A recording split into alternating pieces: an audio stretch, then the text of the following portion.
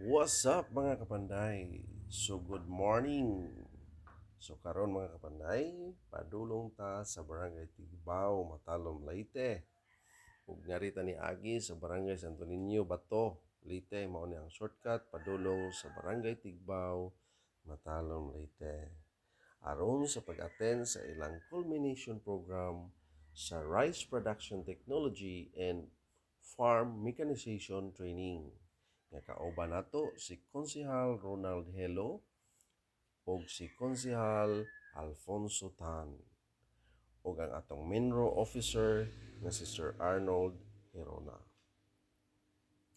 Kini gipahigayon sa Department of Agriculture, Leyte Province ug sa Municipal Agriculture Office sa Matalom, Leyte.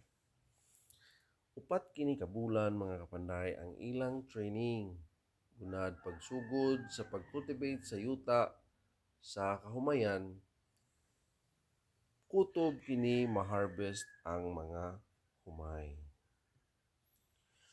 So naa sila'y 50 kapin nga mga participants niini mga kapanday.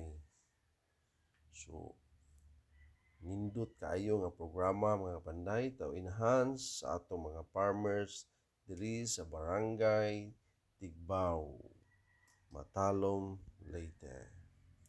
Ug dili lang mga talentado nga mga mag-uuma ang mga farmers diri sa Barangay Tigbaw mga kapanday.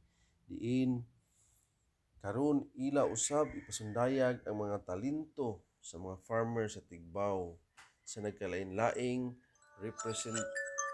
representasyon nga atong masaksihan. So ayaw mo pag school og lain mga panday, tan-aw mo sa ilang mga talento diri sa farmers sa Barangay Tigbaw. Salamat sa pagtan-aw ug adyaw kalimot sa pag-comment, share sa atong video mga kapanday. Thank you for watching.